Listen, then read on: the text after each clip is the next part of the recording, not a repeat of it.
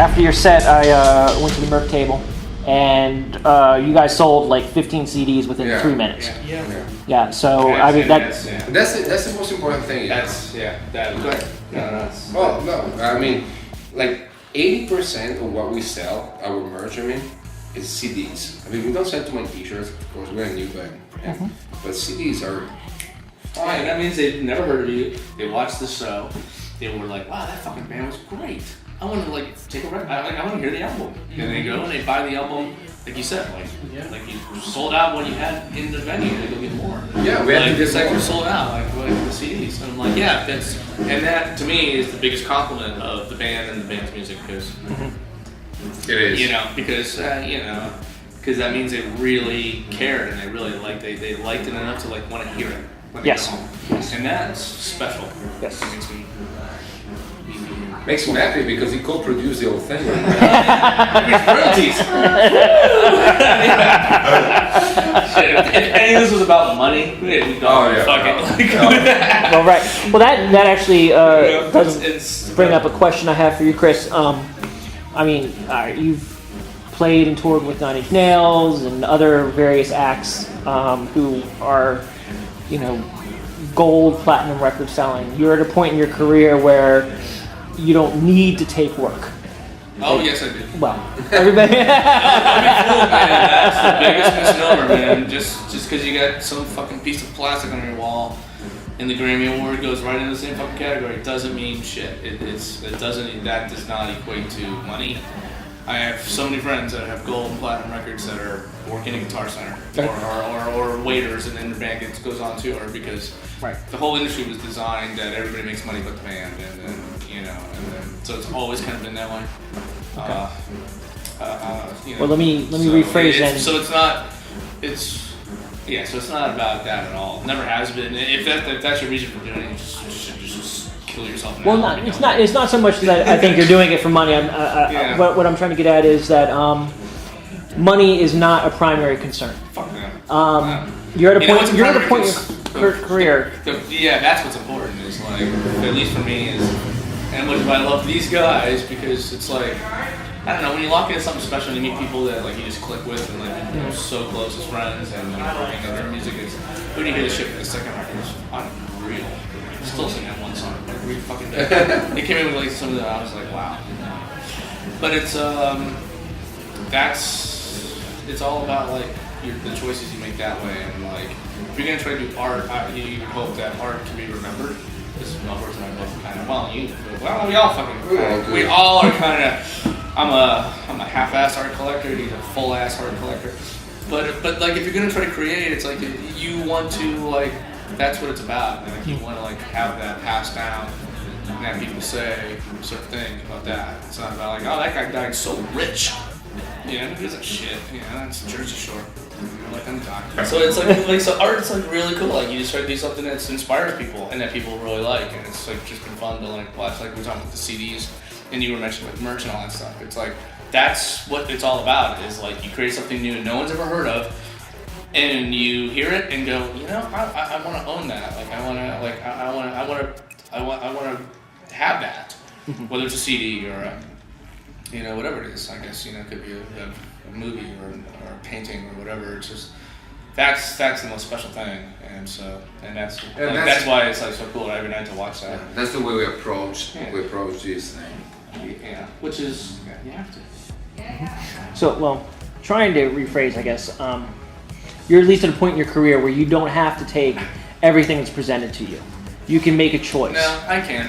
You can make a choice. To say yes. I just like working. Like I'm a total workaholic, and I just never say no. So if I have anything less than 3 or 4 things going on, I just start going crazy. It's funny. No, I don't necessarily have to, and it's cost me a lot of personal relationships and stuff like that with friends and girlfriends and ex-wives and everything else. But at the end of the day, I just really, there's a lot of great shit out there. There's a lot of amazing people that I just really enjoy working with.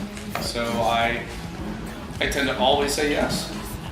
And what was it about what Lord K and Trebula brought to you that made you say that this is something that I want to put? Because you, from the sound of it, you put a lot of energy into this. and a lot of effort into It's this. my favorite thing I've heard in years.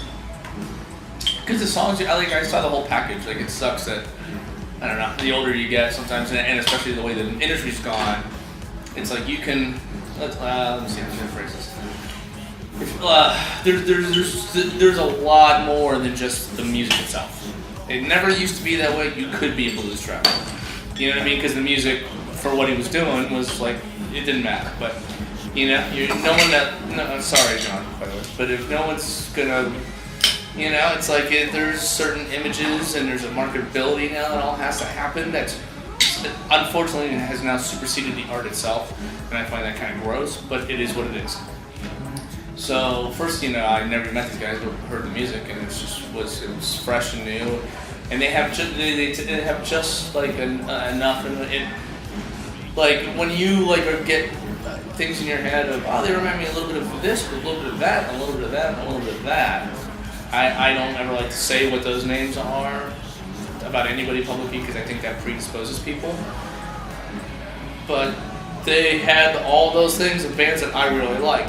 But it wasn't like, you sound just like this. No, definitely. You can hear influences, but there's nothing that's derivative. The influences are out there enough, but also that it's like something I'm like, man, it's just really hit me. I don't know, it's really cool. And then I met the guys, and so I just love them to death. Cheers. Cheers. Cheers.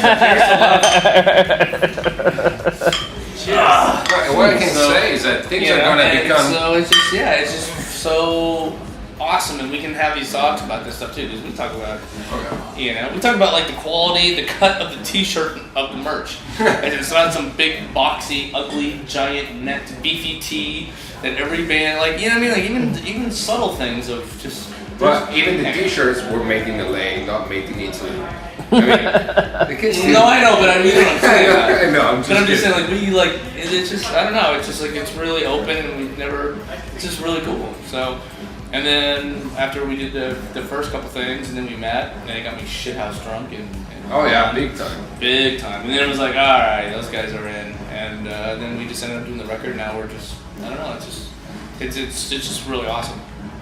Again, there's so many bad people in this industry, and then you just like when you meet people that you genuinely love, and then you listen to the music and go, man, like I listen to that as a fan, and I do, those two things usually that's a hard combo to hit with people. Yeah, I know. So and when you get it, you're just not gonna let them go. And the Mother Ignorance has made it into my daily playlist. The second album is going to be even more interesting. Yeah. Well, that was going to bring up my next thing. So, are you guys working on a second album now, or? Yeah, we are. Okay, and you're recording in LA, or? No, what we always do is I start everything on my laptop, then goes to my studio, then goes to Dave's studio, who's our guitar player. Then we met together. We meet and we do the vocals and guitar. Then I pack the whole thing, go to Los Angeles, California, sit in my studio, and we sit there. But it's been really good too because of the way we work. And Alberto's in LA quite often, and so we can we'll hear it out of different contexts, and like every time we'll do something, he'll be like, yeah, we're gonna have to. Okay, when I get back home, we're gonna have to. We should add some new guitars here, or like what I add is whatever it is, and then he can go back home. So it's always an ongoing. It's not like I'm here, so I have to do it we're working, right now. We keep like with an email or just. Thank you. You send it or thanks. Yeah, it's great that we. Because it's like you hear things in different contexts and different things, and then you get new ideas that spark something new. But it's not limited to the fact that like LA to Milan is just halfway around the world basically. A few minutes. So it's like it's a few seconds upload, and it's 10,000 miles distance. Yeah. Gosh, is that far? Yeah. It is halfway around the world. Yeah. Almost. Huh? Almost. Yeah.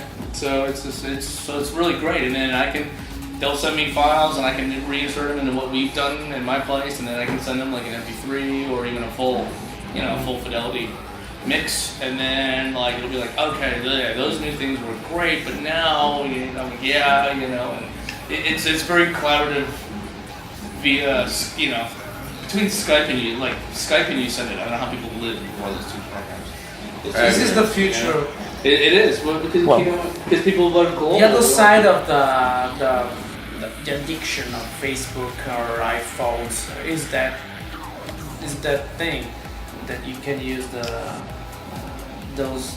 This kind of shit works. Yeah. But see, the problem with the technology bullshit is my counter argument is, so everybody has a fucking iPad with GarageBand, and everybody can get download plugins, and everybody has Amfarm, and everybody has Reason, and Rebirth, and Ableton, and Acid. Fine, but if anything, it's actually made music worse. Not because the technology, it's like the technology's made everybody lazy, and it's made everybody think like, I'm a producer because I can write a beat in Reason. And you're like, no, you're not. You don't even know what the fucking song means. You haven't got no chorus, got no hook. And I'm like, these guys were fucking, so if anything, it's actually been counterproductive. Back in the day, it was like, fuck, the first Zuckerberg nail shit was like trying to have an emulator 2 plus HD, which was $20,000 in '84, and a PPG Wave 2.3, which I would kill to get a new one. Actually, that's what I want to hunt down next. I know. That's been my dream ever since getting Lee. But anyway, I digress. And so it was like there was owning a studio, there was a cost prohibitive. You had to get the technology to be able to do the professional sounding stuff. Well, now everybody can sound professional with an iRig. Fine, but so it's not about that anymore. It's about what are you doing and doing something that no one's heard, as opposed to using demo preset 01, and it's like you hear it in 8 beer commercials. And that's where things have gone really, really wrong. And people are confusing sonic shit to. And I did this. I worked with this one band, and I actually thank God I had to drop out of the project. But it was like didn't even know what a mic pre was. Just plug a 58 into a laptop, and so there's impedance hums all through the vocal takes, but then they just stick it through distortions, and it was like, I'm like, you do realize that just because it's a laptop, I got compression and EQ, but that's after you already put that shitty tone onto the hard drive. It's like, it's too late. That's playback, that's not record quality. And what are you talking about? And I was like, oh, Jesus. I'm like, and that is like, that was like the thing when I just went, you see, like, I learned on analog tape, but it doesn't matter if you learn on analog tape or fucking Pro Tools. It's the same theory, same principles, and the songwriting should be the same. And that's what's gotten lost, I think. Here's my fucking die-hard kid going.